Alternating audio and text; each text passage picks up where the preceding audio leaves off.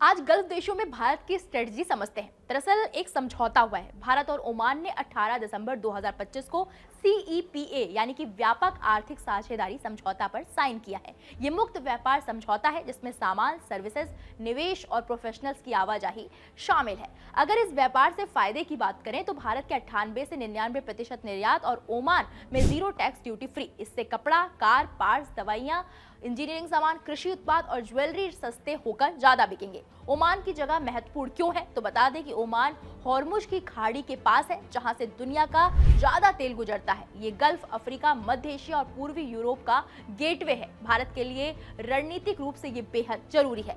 Gulf में भारत की पकड़ और मजबूत हो रही है। ये यूएई के बाद गल्फ में भारत का दूसरा बड़ा CEPA है। इससे खाड़ी देशों में GCC में भारत की आर्थिक मौजूदगी बढ़ेगी।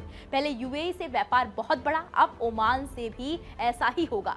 निवेश और जॉब्स की बात करें तो ओमान में 6000 से ज्यादा भारतीय कंपनियां हैं। 7.5 अरब डॉलर से ज्यादा निवेश है। CEPA से भारतीय प्रोफेशनल्स, IT, डॉक्टर, इंजीनियर को आसानी से काम मिलेगा। सर्विसेज में 100% FDI होगी।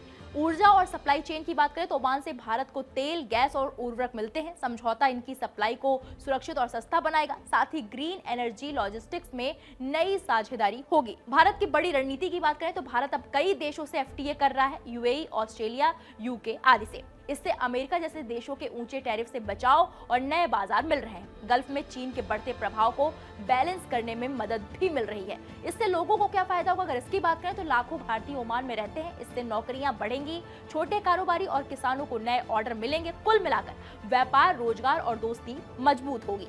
ये समझौता सिर्फ व्यापार नहीं बल्कि गल्फ में भारत की लंबी रणनीति का हिस्सा है। खाड़ी देशों में चीन की बढ़ती सक्रियता के बीच UAE के बाद ओमान के साथ ये दूसरा बड़ा समझौता भारत की वेस्ट एशिया स्ट्रेटजी को नई मजबूती देता है। ये दिखाता है कि भारत अब खाड़ी देशों के साथ सिर्फ तेल खरीदने तक सीमित नहीं है बल्कि एक गहरा रणनीतिक और आर्थिक साझेदार बन चुका है।